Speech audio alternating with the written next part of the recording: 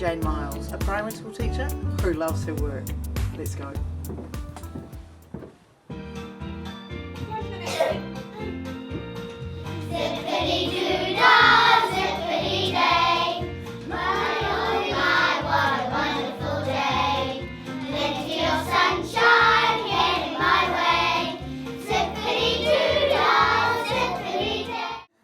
Right, Toni-Jayne. Hi. Tell me about your work history. Crikey. So right from the very beginning, I finished high school and I joined the Navy. I thought I was going to be a nurse, actually. Yeah. But then, you know how you fill in all the application forms as you do studiously, and you fill them all out for Polytechs to go and become a nurse. And the careers advisor at school popped a Navy application form in, because you could, at that stage, you could do your training through the Navy and they'd pay for it and you just have a return of service. So I filled that in and then I kind of got in. And I was like, oh. And I had to decide, would I regret not joining? And I thought to myself that I guarantee that later on in life, if I hadn't joined the Navy, I'd find myself saying, what would happen if I had joined the Navy? So I joined the Navy and I was there for 5 years and it was wonderful. I met my gorgeous husband in the Navy, which is, you know, pretty good really. And then when I left the Navy again, I thought I was going to be a nurse. And my husband at that stage was living in Tauranga. And the nursing course was in Rotorua.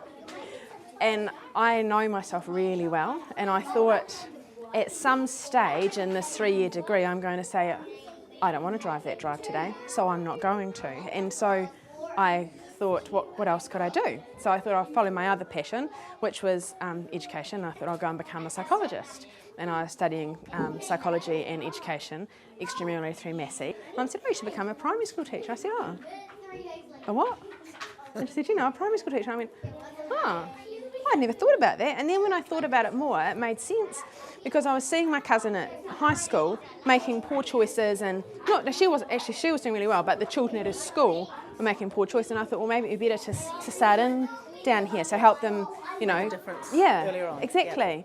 Yeah. And so then I went to Waikato University and trained to be a teacher. Yeah, and then I came to Elmwood, and it's been brilliant. It was a real roller coaster though, because I'd come from year 7s, and all of my teaching experiences year 5, 6, 7 and 8, and I felt that I needed to grow as a professional, and I wanted to know what it was like down here with these wee people, and so I sought out a year 1 position, and the learning curve was like that. It was unbelievable. Like I reckon it was harder than being a beginning teacher. I honestly do.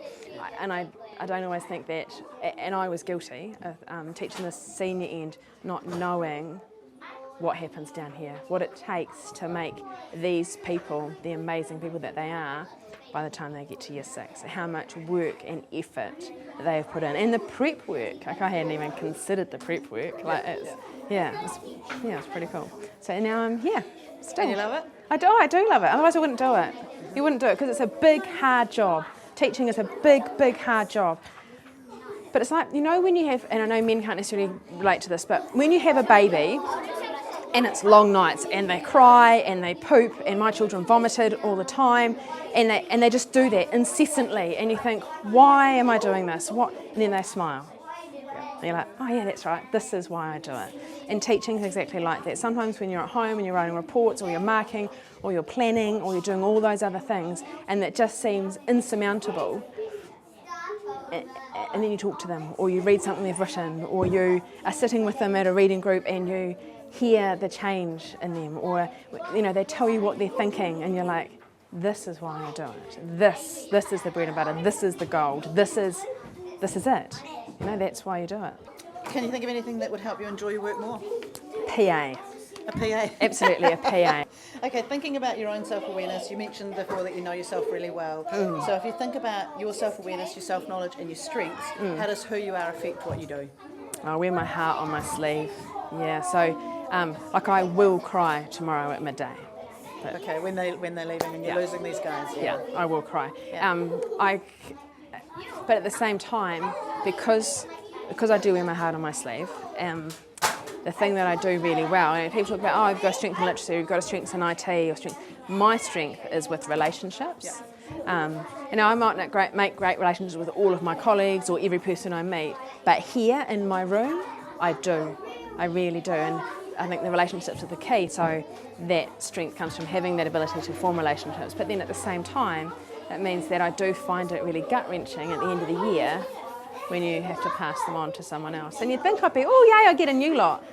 But no, like today, I don't know if you noticed, we're growing stuff on the windowsill. Oh yeah. Yeah, they're candy canes. Fantastic. And they're growing. They will do, candy canes. We're going to grow candy canes. There'll be a little bit of Christmas magic, and we're going to water them today when we go home. And when Tomorrow? when they come gonna home be tomorrow candy morning, canes. there will be candy canes. And it's that, that kind of, that magic, and I think, and there's a bit of that in the Excitement sign and the and- spirit, and yeah. That's beautiful. No, Anything it's you a want cool to job. I just love my job. I love these children. I think it's probably one of the best classes I've ever had. They just, I do. I really like my job. I'm very lucky actually, because a lot of people don't. Yeah, a lot of people don't, and I do.